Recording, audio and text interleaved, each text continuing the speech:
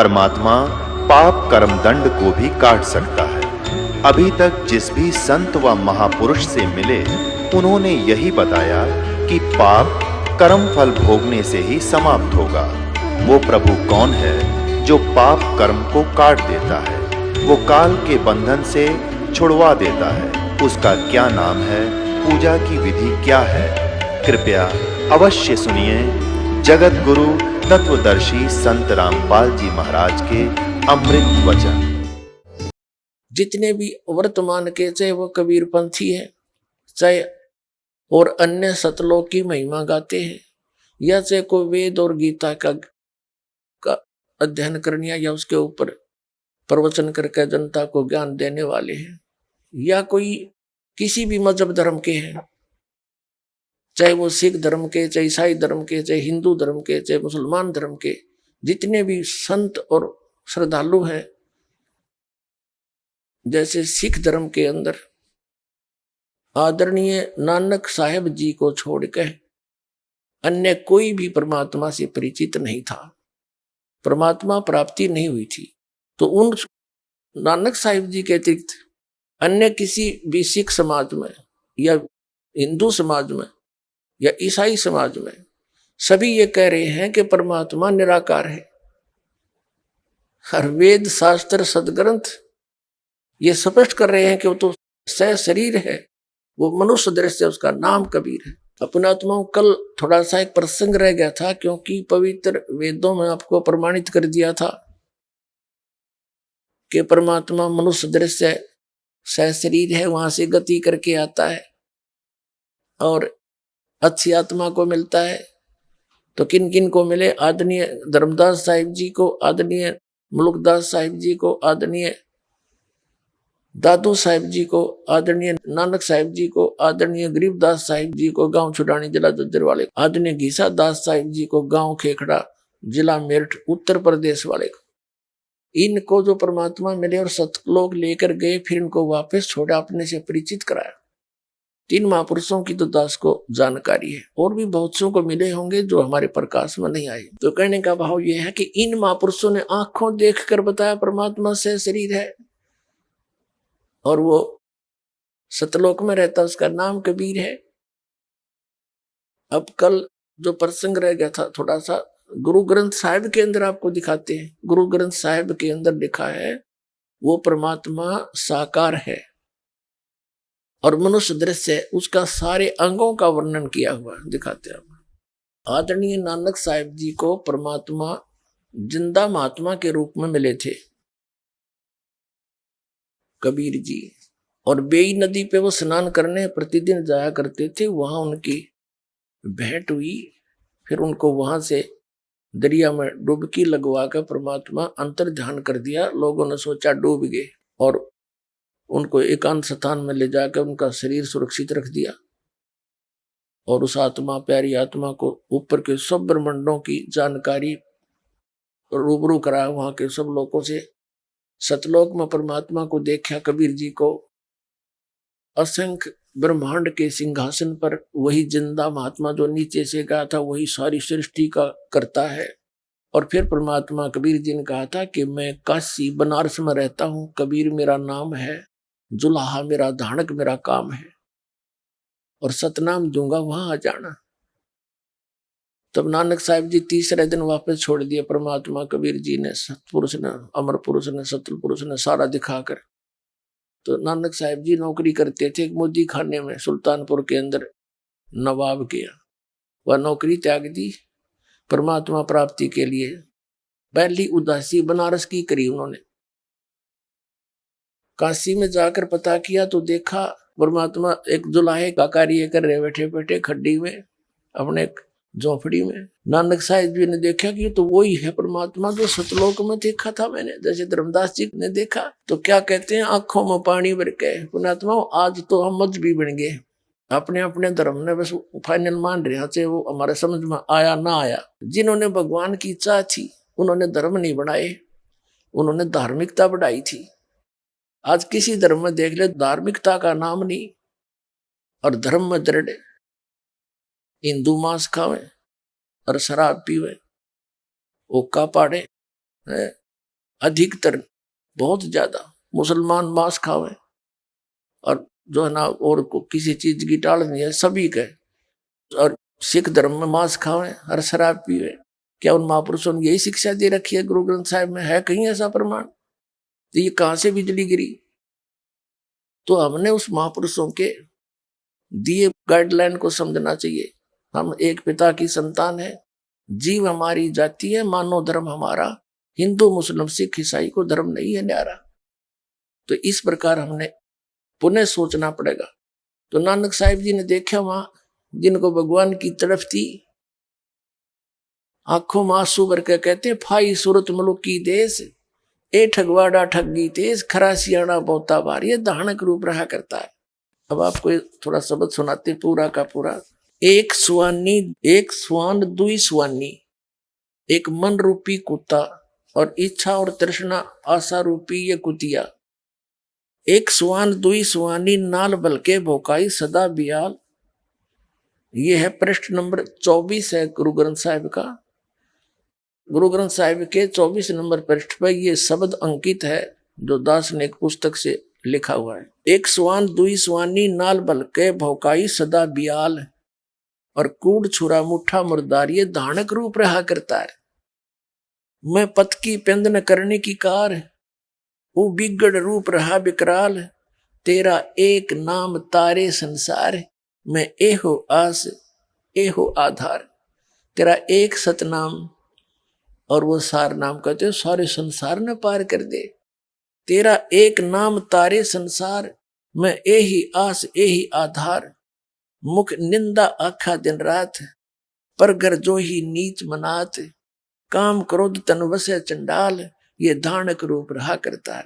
Phi सूरत मुल्क की वेश, ओए होए कहते इसकी मोहनी सूरत है। और मुल्क की वेश, जिस क्षेत्र में जाता उसा वेशभूषा बना लेता है ये। फाई सूरत मुल्क की वेश, ए ठगवाड़ा ठगी देश, ये खरा सियाणा बहुता भार, ये धानक रूप रहा करतार।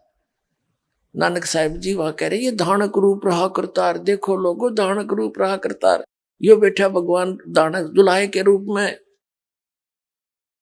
अपने आत्मा कबीर साहब कहते हैं, जो देखेगा धाम को, वो सतलोक ने देख लेगा मेरे ने, सो जानत है मुझ, और कह रामानंद तुझे कहूं, सुन गाये त्रिगुज।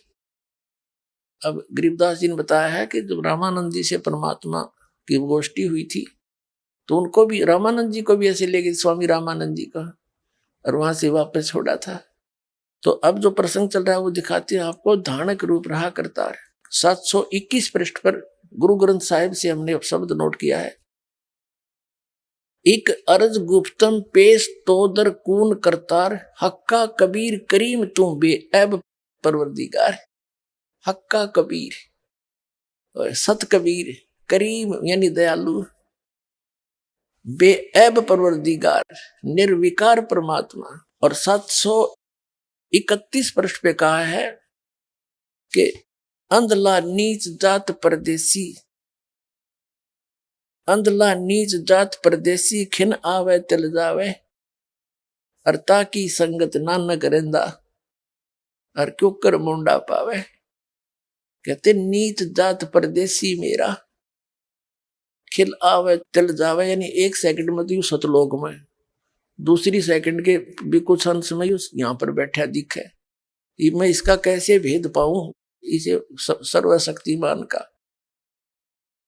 अंधला नीच जात परदेसी मेरा, परदेसी खिन आवे तिल जावे, अरता की संगत नानक रेंदा, कैसे मुंडा पावे। एंड इसके एंड को कैसे ढूंढाऊं मैं, इसके अंत को। ये तो अमित ओजा है, अमित इसकी पावर है। अब कैसा है परमात्मा ये भी दिखाते हैं आपको। 1257 पृष्ठ है गुरु ग्रंथ साहिब का, उससे हमने नोट कर रखा सब। राग मलार महला पहला, बागे कपड़ बोले बहन, है नानक साहिब जी पहले में लेके नानक साहिब जी की वाणी है। वो क्या बोल रहे हैं कि बागे कपड़ बोले बहन, और लंबा नक काले तेरे नैन, और कबहू साहिब देखा बहन। तुमने भगवान देखा कदे? वाग्य कपड़े यानी सफेद कपड़े, और बड़ी प्यारी प्यारी बोली बोलता है, और लंबा नक, और काले तेरे नैन। बता फिर भगवान निराकार क्यों करवाया? किसी ने पूछ ले भगवान निराकार, और हमारे सदगुरु बताओ मनुष्य दृश्य साकार है। उड़ा चढ़ा आसमान साहिब समर्थ तेरे ताण, यानी आसमान में भी मैं तेरे ताण तेरे सहारे गया। और जल थल डूंगर देखा तीर, थान थनंतर साहिब वीर। यहाँ गलती से वीर लिखा है, या इस 5 पंक्तियों में एक शब्द है, इसमें 2 बार वीर लिखा है एंड में। ये एक महापुरुष की वाणी है, कोई किसी डूम बाट की नहीं है, और एक पंक्ति में 2 बार अक्षर नहीं आ सकता। ये कबीर है, जो क मिस प्रिंट हो गया है। कहते थान थनंतर साहेब कबीर है इसका अर्थ। यहाँ पर थान थनंतर, जहां देखो वहां यू साहेब कबीर। जिन तन साज दिए नाल खंभ, अति तृष्णा उड़ने के ढंज। नदर करें ता बांधे धीर, जिम विखाले तिम वेखा वीर। कि जैसे वो दया करे वैसे ही हम देखें। फिर क्या लिखा है, फिर 1257 पृष्ठ पर ही लिखा है, निरंकार आकार है, आप पे आप भ्रम भुलाए। वो तो आकार में है जिसको तुम निरंकार कह रहे हो। और नानक साहिब जी ने जो निरंकार कहा है, कहते वो आकार में है। इसका अर्थ केवल निराकार नहीं है, निरअंकार, निरअभिमानी परमात्मा। और इन्होंने आइडिया लगा लिया निराकार का। निरंकार, निराकार तो निराकार ही होता है, अंग की मात्रा क्यों लगी? निरअंकार यानी निरअभिमानी परमात्मा घर घर फिरता है, कोई गाली देते बुरा बोलो है, और सबको अपना सच्चा ज्ञान देता फिरता है। वो निरंकार आकार है, साकार है, मनुष्य दृश्य। और दिखाते आपको। अब ये गुरु ग्रंथ साहिब के 567 पृष्ठ पे है। इस पे लिखा है, वड्डा साहिब है आप अलख अपार। वड्डा साहिब सबसे बड़ा भगवान है, आप अलख अपार। तेरे बंके लोयन दंत रिसाल। तेरे बंके लोयन, लोयन माने आंख, लोचन। और सोहने नक जिन लंबड़े वाला, सोहने नक जिन लंबड़े वाला, यानी सुंदर नाक है और चमकदार जिसके बाल हैं। और कंचन काया, सोने की ढाला, यानी कंचन शरीर है उस परमात्मा का, सोने जैसा, सोने की तरह। और बंके लोयन दंत रिसाला, तेरी चाल सुहावनी, तेरी चाल सुहावी मधुराड़ी बाणी। उसकी चाल तक बता रखी कबीर परमात्मा जो पृथ्वी पर घूमया करते थे। और कहते हैं, सारंग जी में पग धरे ठम ठम, आप पे आप संधूरे। कहते हैं जैसे सारंग चला करे, नो के पग धरे ठम ठम, ठुमक ठुमक का चाल है। और श्रृंग राती फिर माती, उदक गंगा वाणी। बिनवंती नानक दास हरि का, तेरी चाल सुहावनी मुदराड़ी वाणी। आपकी चाल सुहावनी और आपकी वाणी भी मीठी मीठी, दांत भी, उसकी चाल भी, चाल है ठमक ठमक है, ये सारा कुछ बता रखा।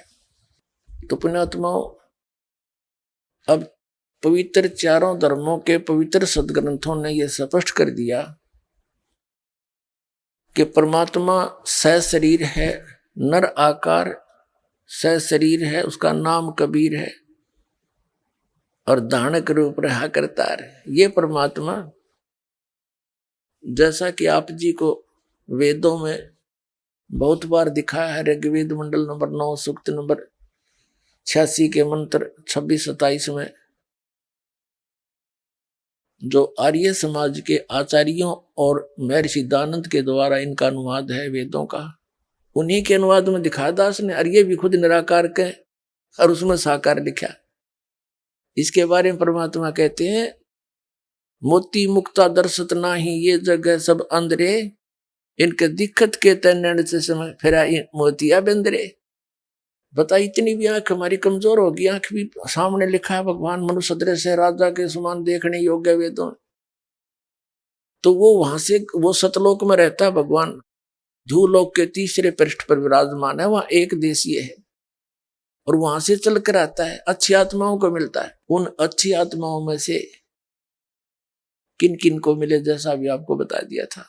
उनमें से एक पुण्यात्मा आदरणीय गरीबदास साहिब जी भी है, गांव छुरानी, जिला झज्जर वाले, हरियाणा वाले।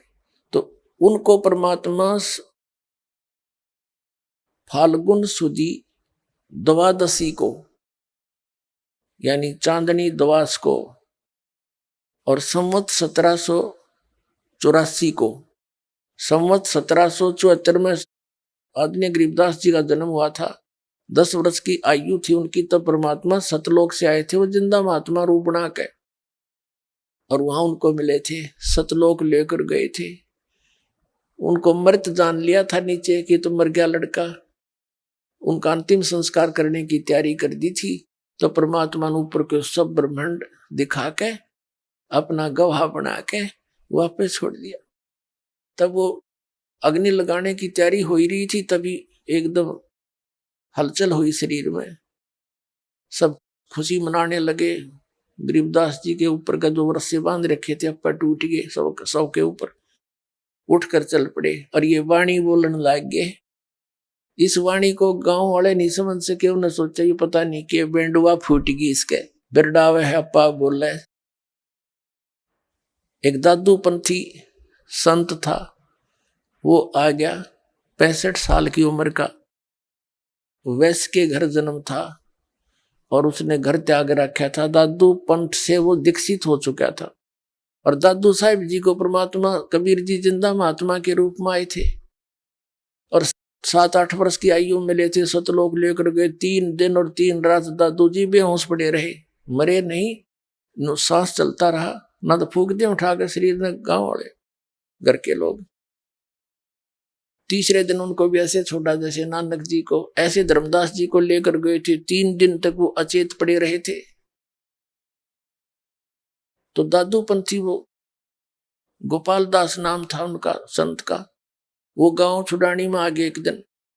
वहां उसका कोई शिष्य था, उस शिष्य ने जिक्र कर दिया कि महाराज जी, हमारे एक भांजा है। गरीबदास जी गांव छुडानी के भांजे थे, और वहीं उनका जन्म हुआ था, क्योंकि इनके पिताजी घर जमाई रहा करते थे छुडानी गांव में।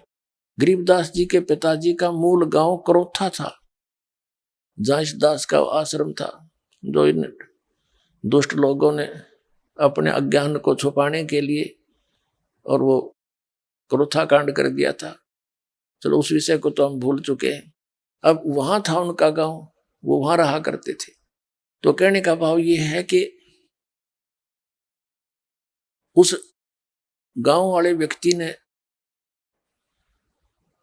और उधर से क्या हुआ था, जब गरीबदास जी को कबीर परमात्मा मिले थे, खेतों में गऊ चरा रहे थे ये गरीबदास जी, बहुत बड़ा, इन गरीबदास जी के नाना जी का बहुत बड़ी जमीन थी, जाट थे ये, जाति से किसान थे, बहुत घनी जमीन थी, 1400 एकड़, और वहां गौवें 150 के करीब रखा करते। कुछ गरीबदास जी भी पाली, स्वयं भी गए हुए थे, और नौकर भी पाली, और भी दूसरे गांव वाले भी वहीं चराया करते इनके खेतों में गौवों को। तो कबीर परमात्मा सतलोक से जिंदा महात्मा के रूप में आए थे। तब इन पालियों ने आग्रह किया था, भगवान रोटी खाओ, भोजन पाओ। परमात्मा ने कहा था, खाना मैं अपने घर खा के आया हूं भाई, अपने लोक से। फिर इन्होंने कहा, जी दूध तो पीना पड़ेगा, नहीं तो हम अतिथि को ऐसे जाने नहीं देते। तो कबीर साहब ने कहा था, दूध पिलाओगे तो कुंवारी गाय का पिलाओ, कुंवारी गाय का दूध पीता हूं मैं। तो सभी कहने लगे, बाबा जी तेरी दूध पीने की नीयत नहीं, मजाक करते हो, कुंवारी गाय दूध देती है कभी? गरीबदास जी थे छोटे से बालक, 10 वर्ष के, वो एक बछिया को लाए पकड़कर, कहने लगे, देखो महाराज जी, इसका बच्चा भी नहीं है, सतन भी छोटे छोटे, दूध कैसे देगी? परमात्मा ने कहा, कोई ऐसा खाली पात्र लाओ जिसमें दूध निकालेंगे। वहां एक मिट्टी का बर्तन था छोटा सा, 5-7 किलो जल आ जा, उसमें दूध आ जा। वो लिया, गरीबदास जी ठा गए, दूध के रखा हुआ था। परमात्मा ने कहा, ले इसके सतन का नीचे कर। कबीर परमात्मा ने थपकी मारी, कुंवारी गाय के लंबे सतन हो गए, दूध की धार चल पड़ी, पात्र भर गया, अपने आप बंद हो गया। अब वो दूध परमात्मा को दे दिया। गरीबदास जी निकले, महाराज जी आपकी लीला है। तो अपने आत्माओं वो उन्हीं को मिलते हैं जो दृढ़ भक्त होते हैं। वो गए गरीबदास जी के खातिर थे, के लिए थे, बाकी तो नकली थे। वो बैठे, परमात्मा ने दूध पिया, मुंह लगा के शेष उनको छोड़ दिया। ले भाई तुम पी लो बच्चों, अमृत है ये।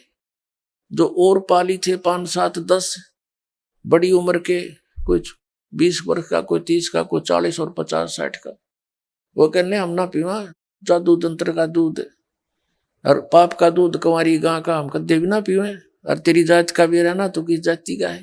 वो तो उठकर चले गए। गरीबदास जी कहने लगे जिस दास को दो महाराज आपका दूध, कद कद मिला आपका जूठा अमृत। तो पुण्यात्माओं ये लक्षण होया करे साधु भक्तों के अंदर, जो पूर्व संस्कार के होते हैं उनका ऐसा स्वभाव होता है। और ये जितने नकली संतां के चले गए फंसे पड़े हैं, ये सारे इसे पुण्यात्मा थे, श्रद्धालु होकर बैठ गए, उसका दुरुपयोग करके उन्हें बैठा दिया उनका जीवन, ना कोई भक्ति। तो इस प्रकार उन्होंने तो उनका नाश कराया। और इस श्रद्धा से कबीर साहब ने उस प्यारी आत्मा श्रद्धालु को आबाद किया, साची भक्ति बता के। तो गरीबदास जी ने पिया दूध, पी के फिर परमात्मा ने उनको ज्ञान सुनाया। उसको उनकी इच्छा, इतनी प्रबल इच्छा होगी कि महाराज एक बार वो लोग दिखा दो बने। वो दिखाना ही था उनको, तो गवाह बनाना था कलयुग में आपके लिए कि हु इज गॉड, ये सिद्ध करने के लिए कोई गवाह चाहिए। खुद तो यहाँ भटकते ही रहे, हमने कभी नहीं उनको पहचाना। तो गवाही बताया करते हैं कि ये है भगवान। तो वो सतलोक लेकर गए, सारा कुछ दिखा कर वापस छोड़ दिया। उसके बाद वो ये वाणी बोलते रहे। गांव वाले ने सोचा ये पागल हो गया, उसको बावड़िया कहने लग गए, पागल। अब उस व्यक्ति ने, दादू पंथी गोपाल दास के शेष छुरानी के व्यक्ति ने कहा, महाराज एक लड़की का लड़का पागल हो गया और उसके एकला पुत्र है, किसी संत ने जादू तंत्र का कर दिया, दूध पिला दिया जादू तंत्र का, कुंवारी गाय का निकाल के। उसके बाद वो मेंटल हो गया। ऐसे कहते हैं कि साधु की विद्या ने साधु का काट्या करें, आप कुछ दया बख्श दो, वो लड़का ठीक हो जा। उस गोपाल दास ने कहा कि लाओ बुला के, मैं कर दूंगा, जाड़े जुड़े थोड़े बहुत ये जाने करें संत पंथ से। वो व्यक्ति गया, गरीबदास जी के नाना जी, शिवलाल नाम था उनका, शिवलाल, उनसे कहा कि ऐसे ऐसे मैं हमारे एक संत आ रहा है और इस छोरी के लड़के नो ठीक कर देगा, कहे। तो सारे 5-7 और मौजूद से व्यक्ति और बच्चे को लेकर उसके पास पहुंच गए। गोपाल दास ने पूछा कि बेटा कौन था वो जिसने तेरा जीवन नाश कर दिया, बर्बाद कर दिया। तब गरीबदास जी कहने लगे, बर्बाद नहीं, मुझे आबाद कर दिया। क्या बताए? हम सुल्तानी नानक तारे दादू को उपदेश दिया, जात जुलाहा भेद न पाया, वो काशी में कबीर हुआ। इस वाणी को सुनकर और गोपाल दास का तो सिर घूम गया। अरे इसने बावड़ा बतावे, इसने तरले भाषण पर एक तरले उस पर मार दी ठोकरे, चक्कर खा गया महात्मा 65 साल का बुढ़ा। और फिर बताया कि अनंत कोट ब्रह्मांड का एक रति नहीं भारे, सतगुरु पुरुष कबीर है वो कुल के सिरजनहारे। गरीबदास जी ने बताया कि हम सभी, मैं यानी इंक्लूडिंग गरीबदास, हम सुल्तानी अब्राहम सुल्तान अधम बलख बुखारे का बादशाह मुसलमान, हम सुल्तानी नानक, ये सिख धर्म के प्रवर्तक आदरणीय नानक साहब जी, हम सुल्तानी नानक तारे और दादू को उपदेश दिया, और जात दुलाहा वेद नहीं पाया, और काशी माए कबीर हुआ। और फिर कहा गया अनंत कोट ब्रह्मांड का एक रति नहीं बार, वो सतगुरु पुरुष कबीर है भाई कुल के सर्जन। 65 साल का बुढ़ा। अब जिसने भगवान की जरूरत है वो समाज ने ना देखा, ना इन कपड़े ने देखा, मैं के बन बैठा लाल कपड़े पहन लिए, डाढ़ी बढ़ा ली, 2 से 4 से 1000 आदमी को बका कर बैठ गया संत बन के। अपना भी आप भी गधा बनेगा, गिल्ला हुआ बनेंगे, वाला तुम लाता रहा करोगे दोनों गरु और चेले, या कट्ठे कुत्ते बनोगे कि टूक भी ना खाने देंगे चेले तने फिर वहां पर। तो ये खूब जानते हैं जो महापुरुष होते हैं, उनको समझना पड़ेगा ये बात। हम परमात्मा के लिए चले हैं, और परमात्मा जो भी दी तुम कर रहे हो, ये आज तक किसी ने मिला हो तो बता दो, किसी संत ग्रंथ में प्रमाण दिखा दो जो साधना तुम करे इसे भगवान पाया हो किसी ने, या दास दिखावे 6 प्रमाण आपको जिन महापुरुषों ने परमात्मा पाया, उन्होंने ये साधना की। तो फिर क्यों ना छोड़ दे नकली को? आपने भगवान चाहिए, बकवास थोड़ी चाहिए।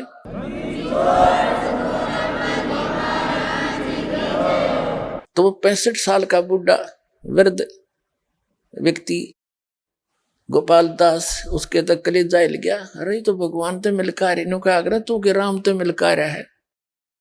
वो तो राम तो मिलका रहे थे, गरीबदास जी, आदरणीय गरीबदास साहिब जी, आदरणीय नानक साहिब जी, आदरणीय दादू साहिब जी, आदरणीय धर्मदास साहिब जी, आदरणीय घीसा दास साहिब जी, आदरणीय मुलुकदास साहिब जी, ये तो राम तो मिलका रहे थे। राम से मिलका कर जो आंखों देखा लिखा उनकी अमृतवाणी में, वही वेदों और पुराणों और कुरानों में और बाइबल में मिला। तो परमात्मा कैसा है वो सारा प्रमाणित हो गया। हमने भगवान ने चाहिए था, और वो कैसा है, कहाँ है, कैसे मिलता, इतना सा ज्ञान है कि घनी बात भी कोई ना। ये घने प्रमाण तो इसलिए देने पड़ते हैं क्योंकि हमारे अंदर वो अज्ञान घना भरा पड़ा है, उसको हटाने के लिए ये शास्त्र प्रमाण दिखाने पड़ते हैं। और इसलिए नहीं तो दास वैसे भी सुना सकता है सारी, पहले हमें पता है परमात्मा की दया से, लेकिन ये सदग्रंथ इसलिए दिखाने पड़ते हैं कि आपको ज्ञान हो। और यदि ये दास ये सदग्रंथ ना दिखावे तो जैसे परमात्मा कबीर जी आए थे 600 वर्ष पहले, वही ज्ञान जो उन्होंने बताया, ये दास केवल उनके दिए हुए ज्ञान को आपको एज ए लाउड स्पीकर सुना रहा है। इसमें कोई अपनी तरफ से नहीं मिला है, ना मेरा कोई अभिमान इस बात में मन ने कोई खोज कर लियो, ये तो भगवान ने दे रखा है और दास आपको सुना रहा है, बस इतना सा योगदान है। इसमें मान बढ़ाई वाली बात हो ही नहीं सकती। मान बढ़ाई तो उसकी हो, वो मान जिसने अपनी कोई डिस्कवरी कर दी हो, नहीं। भगवान परमात्मा परमात्मा ही है, जीव जीव है, तो हम जीव हैं।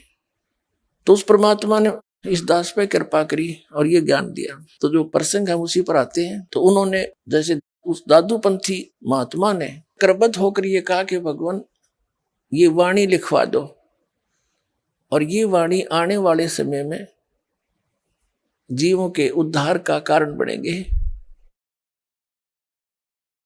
तो गरीबदास जी का हाथ जोड़ के खड़ा हो गया। तो गांव वाला ने सोची कि ले भाई ये छोरे का शरीर बाबा जी का भी हो गया, भी पागल हो गया, इसके गिले किस का हाथ जोड़ के खड़ा हो गया। तो पुणात्मा गरीबदास जी ने तीसरे दिन उनसे बात करी, बोले नहीं बालक की तरफ भाग ले, इधर फुर फुर करके कभी इधर भाग जा। तीसरे दिन खड़े हो गए और कहने लगे गोपाल दास अगर सारी लिख है तो लिखवाऊं, ना तो कती नहीं। न बोला जी मैं तो कती घर तो फारे को कह रहा हूं, मेरा तो कोई उद्देश्य रहा नहीं, जैसे कहोगे मैं लिखता रहूंगा। तो गरीबदास जी का अपना एक बेरी का बाग था, उस बेरी के बाग में बैठ के उसमें एक जंडी का पेड़ था, उधर जंडी जुंडी हुआ करती पहले, ऐसा बरानी साग से था। वहां गरीबदास जी बोला करते 13 वर्ष के बालक, और दादू पंथी गोपाल दास लिखा करता। वो ग्रंथ आज हमारे पास उपलब्ध है, उनके मुख कमल से बोला हो। तो पुणात्मा अब परमात्मा पाना है हमने, और परमात्मा कैसे मिलता है, कैसा है, कहाँ रहता है, ये तो हमारे सदग्रंथ वेद आदि सब ने प्रमाण कर दिया। और वो कैसे मिलता है, वो सच्चिदानंद घन ब्रह्म की वाणी में सुख संवेद में प्रमाण है वो। तो कहने का भाव ये है कि जैसे 600 साल पहले परमात्मा आए थे और यही ज्ञान दिया करते थे, और ये दास आधुनिक का दिया हुआ वो अनमोल खजाना उसके बच्चों तक पहुंचा रहा हूं। तो उस समय यही कमी थी उस समय कि समाज शिक्षित नहीं था, और परमात्मा उनको ये सदग्रंथ नहीं दिखा पाए, क्योंकि सदग्रंथों तक ये ब्राह्मण गिंडली मारे बैठे थे उसके ऊपर वेद और गीताओं पे हैं, कि ये किसी और नहीं पढ़ सकता, इनको ब्राह्मण पढ़ देंगे। एक खरखोदे के पास एक गांव है, वो मेरे चत से उतर गया। वहां का एक जाट परिवार का लड़का था, उसके मन में प्रेरणा हुई मैं संस्कृत भाषा पढ़ूं, और संस्कृत भाषा पढ़कर फिर सदग्रंथों को पढ़ूंगा और अपना निष्काम भाव से लोगों को शिक्षा बताया करूंगा, ज्ञान। और उस समय काशी विद्यापीठ में केवल ब्राह्मणों को ही प्रवेश पाता था, ब्राह्मणों के बच्चे ही, और नहीं पा सकते थे, उनका अपना नियम था। और कोई अधिकारी नहीं था संस्कृत पढ़ने का, तो उसने गांव से एक झूठा सर्टिफिकेट बनवा लिया। पहला नंबरदार हुआ कर देना पढ़ से। उसने कहा ताऊ मेरा मैं भी पढ़ लूंगा कितना स्कूल में, ले दस्तक कर दे। उन ला दिया अंगूठा और वो बनवा के सर्टिफिकेट ब्राह्मण जाति का प्रवेश पा गया उसमें, काशी विद्यापीठ के अंदर। और वहां अव्वल आवाज सबसे टॉप करे, सब ब्राह्मणों के बच्चों से आगे सबसे टॉप में आवे प्रत्येक क्लास में। शिक्षा पूरी होली तब वहां से वो अपना विदा होने लगे, तो वहां का जो प्रिंसिपल ब्राह्मण था वो बड़ा प्रभावित था उससे। और वो लोग केवल इसीलिए शिक्षा ग्रहण करते थे ब्राह्मण वर्ग वाले के, यहाँ से पढ़ के जाएंगे और फिर दुनिया ना अच्छा बका पाएंगे, लोग ज्यादा प्रभावित होंगे। काशी विद्यापीठ में पढ़कर आया ये ब्राह्मण का लड़का, दुनिया फिर उस तक कथा सुने दान चढ़ावे, उनका इतना सा उद्देश्य था बस। तो उस प्रिंसिपल ने प्राचार्य ने सोची कि तेरे लड़की बहन की हो रही है और लड़का होनहार है, खूब कमावेगा, बढ़िया संस्कृत पढ़ ली इसने, क्यों ना इससे ब्याह कर दूं। तो उसने जब वो लड़का गया कि गुरुदेव मुझे आशीर्वाद दो आपका बच्चा अपने फील्ड में सक्सेस हो, तो उसने कहा भाई कुछ दक्षिणा भी दे मेरे ते। अब जी मुझ भिखारी के पास क्या दक्षिणा है, जो मांगो वही दे दूंगा। ठीक है भाई वचन भर ले। अगर जी जैसे आप कहोगे भर लिया वचन, आपकी आज्ञा का पालन होगा कि आपसे मैं अपनी लड़की का विवाह करना चाहता हूं। अब वहां फंस गया वो कि अभी जब मैंने विवाह कर लिया तो वहां रोड़ा पड़ेगा, ब्राह्मण गांव में हमारा ही ब्राह्मण है, वहां झगड़ा पड़ेगा और घर वाले गुस्सा होंगे तो यू के पंगा पा लिया। तो उसने वह साची बतानी पड़ेगी। कहने लगे गुरुदेव दो सजा दो वो देना, लेकिन साची बताऊंगा आज मैं धर्म संकट में फंस गया। मैं ब्राह्मण नहीं हूं, मैं तो जाट हूं। और ऐसे ऐसे उस गांव का नाम उतर गया मेरे चित्त है। तो उसमें ये खरकोदा के पास है गांव, और मैं वहां का जाट हूं, किसान हूं, और मैं आपकी लड़की से ब्याह नहीं कर सकता, मैंने घर के कूटेंगे और वहां से निकाल देंगे, मैं फिर कहाँ रहूंगा। तो उससे वो गुस्सा हो गया कि तू कैसे यहाँ प्रवेश पाया। उसने कहा जी मैं ऐसे मेरी इच्छा थी हार्दिक शिक्षा ग्रहण करूं, इसलिए ये नकली झूठा सर्टिफिकेट बनवा लाया था मैं गांव वाले थे। तो उसने श्राप दे दिया उसको जैसे तैसे और कहा कि वचनबद्ध तू हो गया है। कहा जी आज के बाद इस संस्कृत को ना पढ़ेगा और ना वेदों को किसी को संस्कृत भाषा में ना आगे तू पढ़ाएगा किसी को भी संस्कृत, और सदग्रंथों को भी तू नहीं पढ़ेगा इसमें संस्कृत को। वो बोला जी ठीक है जैसे आपकी आज्ञा से आ गया। वो थोड़ा तो कहने का भाव ये है, उसने फिर दादू पंथ में जाकर संत मते में दीक्षा ले ली उस लड़के ने जो किसान का लड़का था, और वहां से फिर वो दादू पंथी हो गया। फिर उसने अपना जैसा वेदों को पढ़ा तो जरूर, लेकिन संस्कृत भाषा यूज नहीं करी। लोक वेद में संत भाषा में उसने एक ग्रंथ बनाया, निश्चल दास नाम था उसका, निश्चल दास। तो कहने का भाव ये है कि पहले ये वेद और गीता को तो ये ब्राह्मण लोग अपना कब्जा कर रहे थे, और परमात्मा कहा करते हैं कि ये तुम्हें झूठ बोल रहा है, ये तो आपके गुरुजी मंडलेश्वर आचार्य और शंकराचार्य ये गलत ज्ञान दे रहे हैं। तो उसमें यही बात बिगड़ी रही कि वो गुरु लोग कहते रहे कबीर अशिक्षित है, यो क्या जाने वेदों और ग्रंथों और पुराणों के बारे में, ये ब्रह्मा विष्णु महेश को नासवान बताता है, इनके माता पिता बताता है, ये झूठा है, कपटी है। और इस बात का असर सारे भगत समाज का हो गया। सचमुच सही है, कबीर तो एक धानक है, जुलाहा है, शूद्र जाति में है, ये तो पढ़ ही नहीं सकता क्योंकि ब्राह्मण इनको निकट नहीं आने देते थे। तो उस समय यही बात बिगड़ गई। इस सच्चाई को इन नकली संतों ने, मंडलेश्वरों, आचार्यों और महर्षियों और शंकराचार्यों ने उस परमात्मा के ज्ञान को हमारे तक आने नहीं दिया, और परमात्मा का घोर विरोध करा दिया, उनके साथ ऐसे जुल्म करवा दिए पूछो मत। अपने आत्मा यही रिहर्सल इस दास के साथ हुई थी क्रोथा कांड की।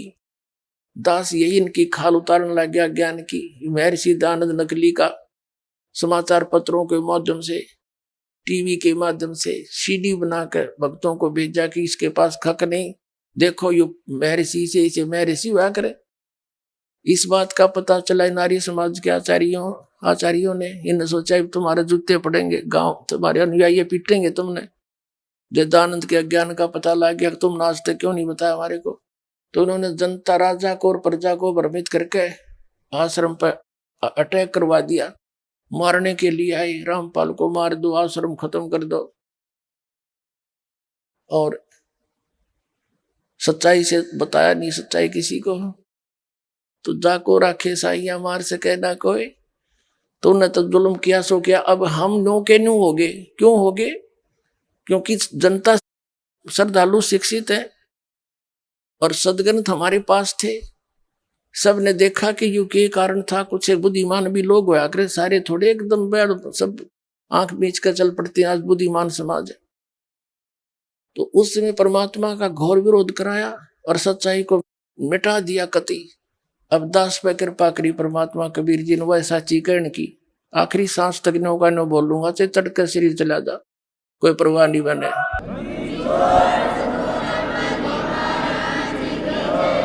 तो अब ये जनता हमारे श्रद्धालु क्यों समझ गए इसको? क्योंकि आज परमात्मा ने दया बख्शी। पहले तो अपने बच्चों को, बेटा बेटियों को शिक्षित किया, फिर इस दास को तत्व ज्ञान युक्त किया, और फिर ये टीवी, ये सारे इंटरनेट वगैरह, ये मैन आदमी की सोच है। उस परमात्मा कबीर जी ने बनवाई है या आपके लिए? ना इस मानव शरीर का क्या फायदा? यहाँ चाहे राष्ट्रपति बन जा, कल न मृत्यु हो जा, गधा बना पावे।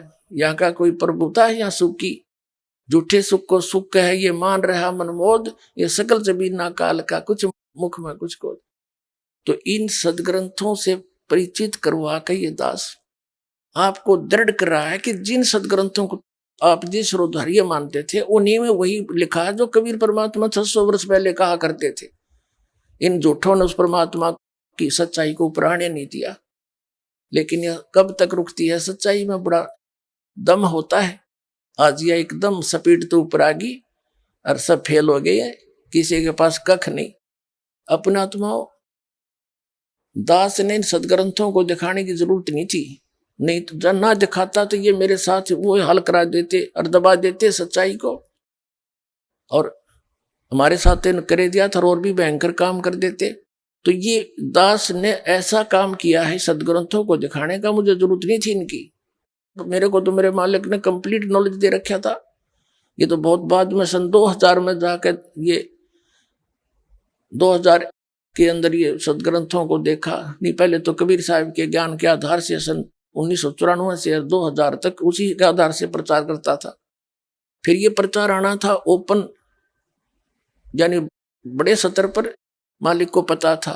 उससे पहले दास को इन सदग्रंथों के अंदर प्रेरणा करी एक दिन कि कबीर साहब की एक वाणी याद आई, वेद मेरा भेद है, मैं ना मिलूं वेदन के माही, और जौन वेद से मैं मिलूंगा वेद जानते नहीं। तो एकदम प्रेरणा हुई कि परमात्मा का वचन गलत नहीं हो सकता। ये कहते हैं कि वेद में मेरा ही ज्ञान है, लेकिन उस वेद से मेरे पाने की विधि नहीं है, वो उन्होंने खुद आकर बताई। तो वेद तो उपलब्ध थे नहीं, हमने वेद देखे भी ना थे, सुने थे वेद है, नो नहीं पता था वो है किसे। गीता जी जरूर हमारे पास होती थी, पढ़ते भी थे, वह समझ में बाहर थी क्योंकि हमने तत्व ज्ञान नहीं था। तो गीता जी देखा और उसमें पढ़ने लग गया, तो उसमें स्पष्ट तेरा बुलाओ यो गीता ज्ञान दाता तो नो क्या कोई और है वो परमात्मा। और हम कृष्ण का ऊपर सारा कुछ शेरा बांध के बैठ गए थे। फिर वेदों को भी लाया, मैं वेदों में पाऊंगा, फिर तो अनुवाद ही निकाह किया हुआ है, वेदों ने भी चांदना कर दिया। तो अब दास वो वेद और गीता, पुराण, कुरान और बाइबल और गुरु ग्रंथ साहब, ये आपके रूबरू दिखा रहा हूं, पृष्ठ नंबर और अध्याय नंबर बताकर। तो दास ऐसे कर रहा है जैसे एक समय एक अंधा व्यक्ति रात्रि में जावा था, हाथ में लालटेन ले रखी, जग जला करके, जैसे लैंप, और रास्ते में जा रहा था, आगे से बच्चे आ रहे थे उछल कूद करते हुए। उस अंधे व्यक्ति ने कहा कि देखना बच्चा, ध्यान से चलना बेटा, मैं अंधा हूं, मुझे दिखाई नहीं दे रहा। तो वो बच्चे उसके चारों तरफ खड़े हो गए, कहने लगे एक तरफ तो ये अंधा कह रहा है और एक तरफ ये लंप लिए हुए हैं। उन्होंने पूछा बाबा क्या सचमुच आप अंधे हो? कहा बेटा मैं अंधा हूं। फिर ये लालटेन यानी लैंप किस लिए लिए हो? कि तुम आंखों वालों के लिए, कहीं मेरे में टक्कर मार दो, बुढ़े आदमी ने तोड़ दो गिर के, इसकी रोशनी में मुझसे दूर के टल जाओ तुम, मेरी जान बची रहे, मैं अपना सफर कर लूं। तो ये सदग्रंथ जो है,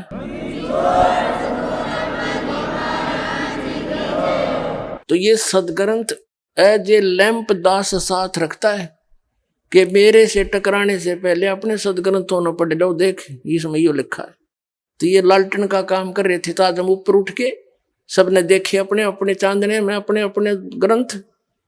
दास ने झूठ बोलने की क्या जरूरत है, झूठे तो पहले हम तेरे थे। ये एक पॉइंट भी को कच्चा सिद्ध कर दियो, उसी दिन संताई त्याग दूंगा। कोई बात है यार?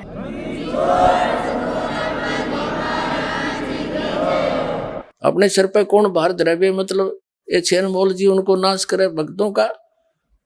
तो कहने का भाव है पुण्यात्मा, उस परमात्मा की उस गरीबदास जी ने जो मालिक को देखा सदग्रंथों में का प्रमाण, वो तो बाद में देखा था, तो अपनी वो गोपाल दास द्वारा लिखवा दिया।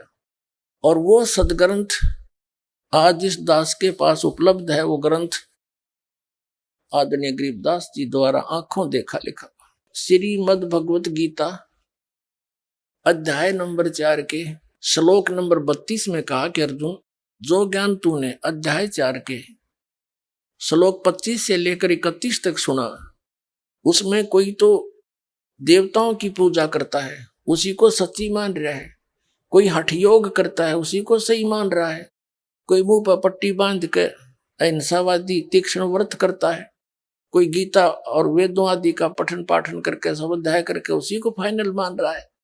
और ये सब अपनी अपनी साधनाओं को पाप नाशक मान रहे हैं। चौथे अध्याय के 32वें श्लोक में कहा कि जो तत्व ज्ञान उस सच्चिदानंद घन ब्रह्म ने स्वयं आकर के अपने मुख कमल से बोला है, वो तत्व ज्ञान है। और उसके अंदर यज्ञों की यानी धार्मिक अनुष्ठानों की जानकारी विस्तार के साथ की गई है, कौन से करने चाहिए कौन से ना करने चाहिए। तो उस तत्व ज्ञान को चौथे अध्याय के वो तत्व ज्ञान है। यहाँ इन्होंने गीता अनुवादकों ने, थोड़ा सा दिखाऊंगा, यहाँ गीता के अनुवादकों ने सभी ने ये गड़बड़ कर रखी है। इसमें चौथे अध्याय के 32वें श्लोक में एक ब्रह्मण मुखे शब्द है, ब्रह्मण मुखे, और इन्होंने उसका अर्थ बनाया सच्चिदानंद घन ब्रह्म के मुख कमल से उच्चरित वाणी, उसने स्वयं आकर बोली। जैसे वेद प्रमाण करते हैं कि वो सतलोक से चलकर आता है, अच्छी आत्माओं को मिलता है, उनको उपदेश देता है, वो कबीर देव है, कबीर साहब है, वो परम अक्षर ब्रह्म है। तो इन्होंने वो तो समझ में तीन तबार थी न अनर्थ कर डाले हैं। जहां भी गीता जी का निर्णायक ज्ञान होना था वहीं इन्होंने उल्टे अर्थ कर दिए। अनुत्तम माने, एक छोटे से बालक ने पूछ ले, चौथी 5वीं कक्षा के न, उत्तम माने श्रेष्ठ और अनुत्तम उसका विपरीतार्थक अश्रेष्ठ, और ये अति उत्तम लिख रहे जिस तो श्रेष्ठ कोई और ही नहीं हो, झूठे कहेंगे। और वर्ज माने जाना होता है। यह गीता अध्याय नंबर 7 के श्लोक नंबर 18 में गीता ज्ञानदाता अपनी गति को अनुत्तम गति घटिया बता रहा है।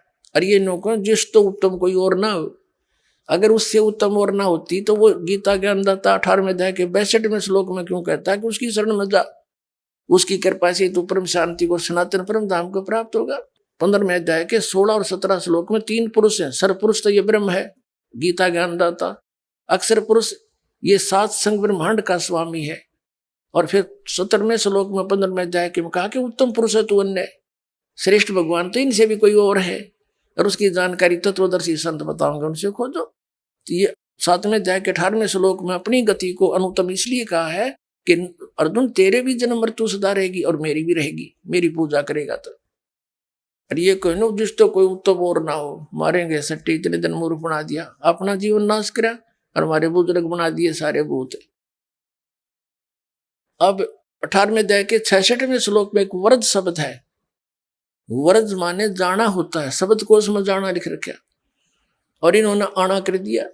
जबकि गीता ज्ञान दाता कहता है 18वें अध्याय के 66वें श्लोक में, सर्वधर्मान परित्यज माम, मेरे सतर के ओम नाम का जो जाप तूने किया है उस 3 मंत्र के जाप में, 17वें अध्याय के 23वें श्लोक में 3 मंत्र का जाप है। ओम तत्सत इति निर्देश है ब्रह्मण त्रिविध समर्थ है, सच्चिदानंद घन ब्रह्म के पाने का 3 मंत्र का जाप है। इसमें ओम ये सरपुरुष का, तत् और सत ये सांकेतिक है, तत् ये अक्षर पुरुष की साधना है, और सत वो सार शब्द है, वो परम अक्षर ब्रह्म की साधना है। तो 18वें अध्याय के 66वें श्लोक में कहा कि सर्वधर्मान परित्यज माम, मेरे सतर की जो साधना तन उस अपने कंप्लीट कोर्स में की है वो मुझे छोड़ दे, फिर मैं तुझे सर्व पापों से मुक्त कर दूंगा। क्योंकि हम ओम नाम का जाप करके ब्रह्मलोक में चले जाते, उस होटल में अपनी पुण्य कमाई खत्म करके फिर यहाँ धक्के खाते, गधे बनते, कुत्ते बनते, क्योंकि इन साधनाओं से पाप नहीं नाश होता।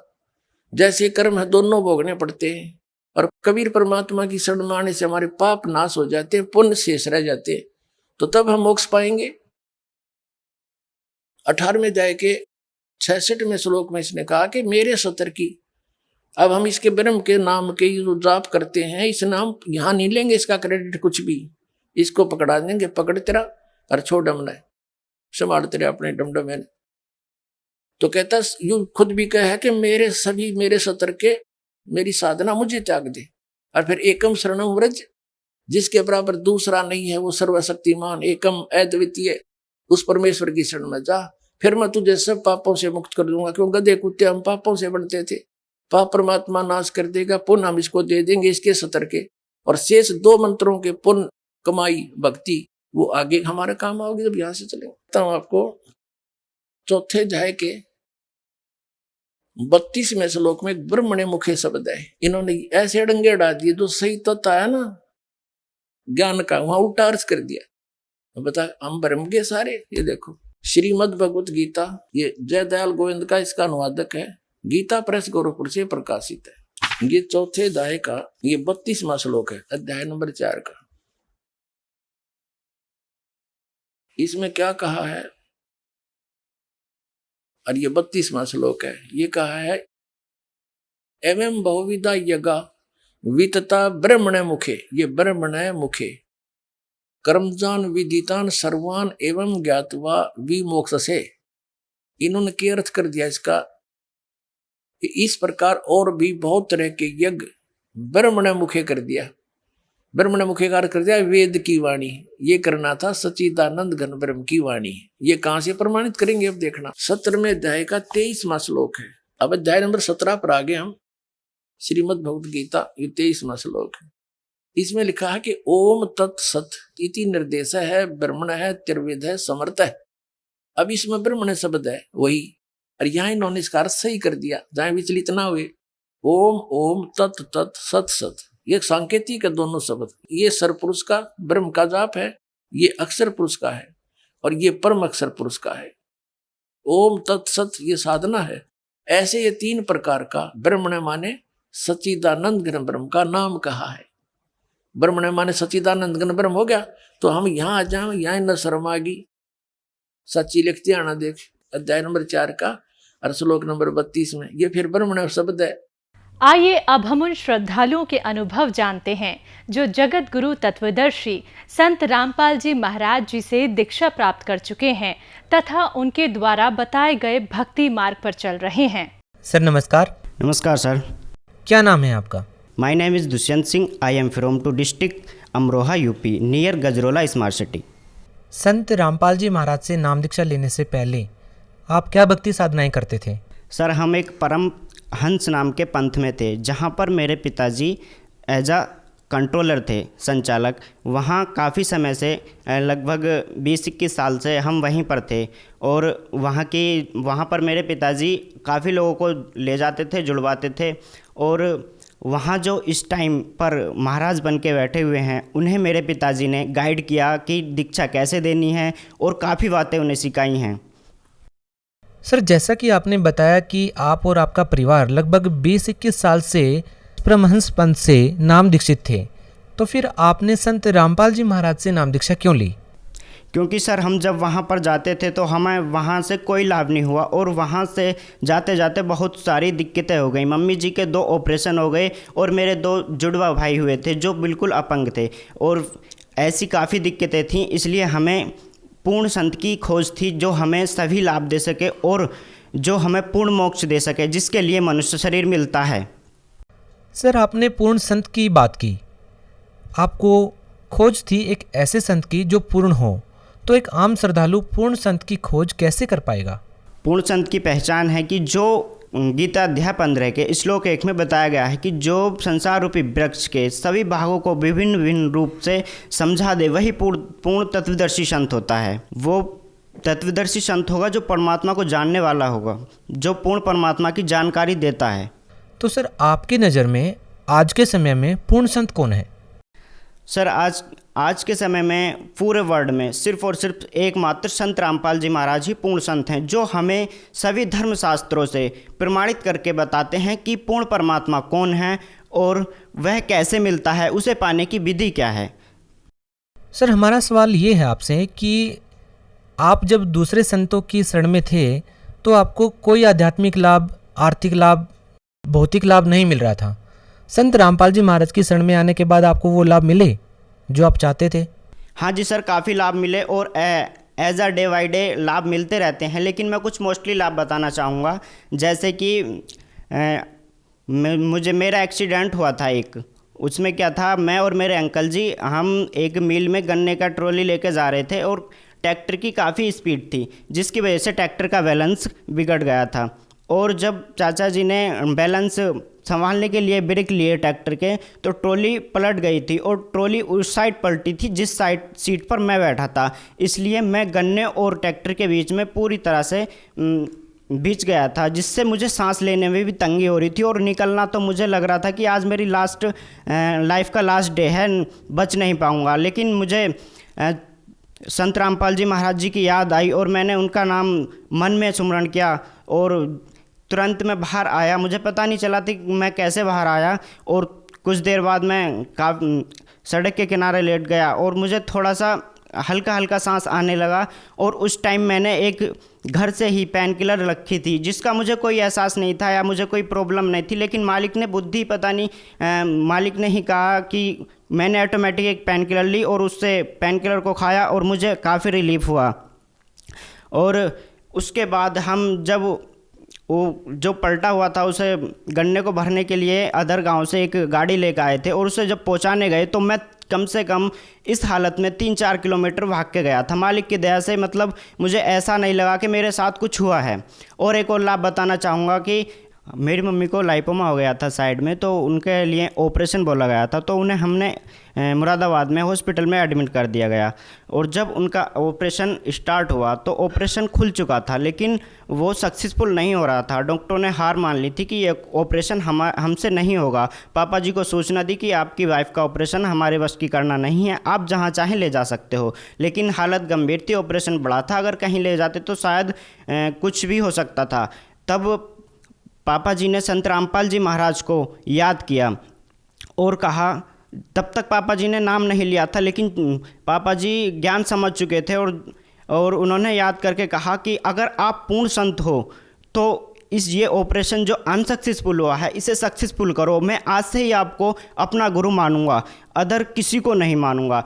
तो जो डॉक्टर चला गया था छुट्टी पे कि अब ये ऑपरेशन नहीं होगा, तो वो वापस आया। वापस क्या आया, वो संत रामपाल जी महाराज ने उसे प्रेरणा दी, वो वापस आया और ऑपरेशन सक्सेसफुल किया, जिससे संत रामपाल जी महाराज बताते हैं कि करे करावे साइयाँ मल में नैल उठाए, दादू सिरधर जीप के आप बगल हो जाए। तो उसे जो प्रेरणा दी वो हमारे संत रामपाल जी महाराज ने दी और संत रामपाल जी महाराज जी की कृपा से वो ऑपरेशन सक्सेसफुल हुआ और आज मेरी मदर बिल्कुल ठीक है। एक लाभ और बताऊँगा, जैसे मैं स्टडी करता था, 12th में था, तो रूम ले रखा था गजरोले में। तो वहाँ पर नाइट में मेरे पेट में काफ़ी तेज़ पेन हुआ, जबकि मेरे पास कोई पेन किलर नहीं थी। तब मुझे पेन हुआ, तो मुझे असहनीय पेन हुआ। तो मैंने संत रामपाल जी महाराज जी को याद करके और जहाँ पर मेरे पेन हो रहा था वहाँ पर हाथ रख के उनका जब एक बार जाप किया तो उस पेन का जाप करते करते पता नहीं, और आज तक मेरे पेट में कोई पेन नहीं हुआ है।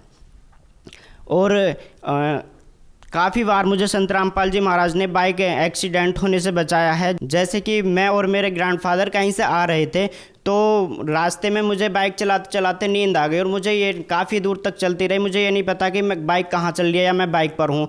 तो एक साइड में कार खड़ी थी, तो उसके साइड में एक नाला बन रहा था, काफ़ी गहरा नाला था। वहाँ से मेरी बाइक उस कार के साइड में से गई और नाले में जाके सीधी खड़ी हो गई, मतलब ऑटोमेटिक रुकी, अपना बंद हुई, मतलब कोई हमें चोट नहीं आई। ऐसा मालिक ने हमें बचाया, संत रामपाल जी महाराज ने वहाँ। और ऐसे ही एक बार मैं अपने फ्रेंड्स के साथ हसनपुर से आ रहा था, तब रास्ते में उधर से खाली ट्रैक्टर आ रहा था ट्रॉली सहित, उसकी स्पीड काफ़ी तेज़ थी। तो उधर से हमसे वो ट्रैक्टर मिनिमम 2 मीटर की दूरी पर होगा। तो वहाँ से एक जिस साइड हम चल रहे थे, तो ट्रॉली का पहिया निकला और काफ़ी स्पीड से था। तो थोड़ा सा ही फैसला था, अगर वो पहिया हमारे गाड़ी के पास आगे लग जाता तो शायद कुछ भी हो सकता था। तो संत रामपाल जी महाराज ने हमारी वहाँ भी रक्षा करी। तो ऐसे ही बहुत लाभ होते हैं संत रामपाल जी महाराज की दया से, हमें इस टाइम बहुत लाभ हुए हैं और दिन पे दिन लाभ होते ही रहते हैं। दुष्यंत जी, देखिए आप एक शिक्षित व्यक्ति हैं। आज के ज़माने में एक आम श्रद्धालु कैसे विश्वास करेगा कि किसी संत से नाम दीक्षा लें और नाम दीक्षा लेने से ही उनको आर्थिक और भौतिक लाभ मिलने लग जाएं? सर, ऐसे लोगों को आप क्या कहना चाहेंगे? सर, आज का जो पढ़ा लिखा समाज है, मैं उनसे यह कहना चाहूँगा कि आज तक जो आपने भौतिक ज्ञान शिक्षा को समझा है, आप ये जो आध्यात्मिक शिक्षा है ये भौतिक शिक्षा से बहुत अलग है। एक बार आप संत रामपाल जी महाराज जी के द्वारा बताई गई भक्ति करके, उनसे जो नाम उपदेश लेकर उनकी भक्ति करके देखिए, आपको ऐसे लाभ होंगे कि आपने सपने में भी नहीं सोचा होगा। क्योंकि अब जो आज का जो समाज है वो मनमुखी साधनाएं कर रहा है, शास्त्रों के अनुसार साधना नहीं कर रहा, जिसके कारण मनमुखी साधना करने से कोई भी लाभ नहीं हो सकता। इसलिए सभी लोगों में ये है कि साधना करने से कोई लाभ नहीं हो सकता, तो ऐसा कुछ नहीं है। मैं आपको गारंटी देता हूँ, एक बार संत रामपाल जी महाराज का ज्ञान समझकर उनसे नाम उपदेश लेकर भक्ति करके देखिए, आपको 100% लाभ होंगे। मुझसे भी अच्छा इंटरव्यू आप देंगे कि हाँ, मुझे संत रामपाल जी महाराज द्वारा कितने कितने लाभ हुए हैं। सर, भगत समाज को आप क्या संदेश देना चाहेंगे? सर, मैं आज की युवा पीढ़ी को संदेश देना चाहता हूँ कि जो हम किसी जॉब के लिए या नौकरी के लिए हार्ड स्टडी या स्ट्रगल करते हैं और फिर भी हम अपने गोल को अचीव नहीं कर पाते क्योंकि हमारे प्रारब्ध में नहीं होता है, तो एक बार संत रामपाल जी महाराज जी से नाम उपदेश लेकर सद्भक्ति करिए, जिससे आपके अगर प्रारब्ध में नहीं है तब भी संत रामपाल जी महाराज अपने कोटे से आपको जॉब और सभी सुख दे सकते हैं। अगर कोई व्यक्ति संत रामपाल जी महाराज से नाम दीक्षा लेना चाहता है तो वो उनसे नाम दीक्षा कैसे ले सकता है? संत रामपाल जी महाराज जी से नाम दीक्षा लेना आज बहुत ही आसान हो गया है। आप किसी भी सोशल मीडिया प्लेटफॉर्म पर जैसे फेसबुक, इंस्टाग्राम, यूट्यूब, गूगल वगैरह पर संत रामपाल जी महाराज सर्च करके संत रामपाल जी महाराज जी के सत्संग सुनिए और सत्संग के नीचे कुछ नंबर्स आते हैं जिन पर आप कांटेक्ट करके अपने डिस्ट्रिक्ट का सेंटर, नज़दीकी सेंटर से नाम दीक्षा ले सकते हैं। और संत रामपाल जी महाराज जी के नाम से एक ऐप है जिसे प्ले स्टोर से डाउनलोड करके आप सारी इन्फॉर्मेशन, सत्संग वगैरह वहाँ से भी सुन सकते हैं। जी, बहुत बहुत धन्यवाद। Thank you sir.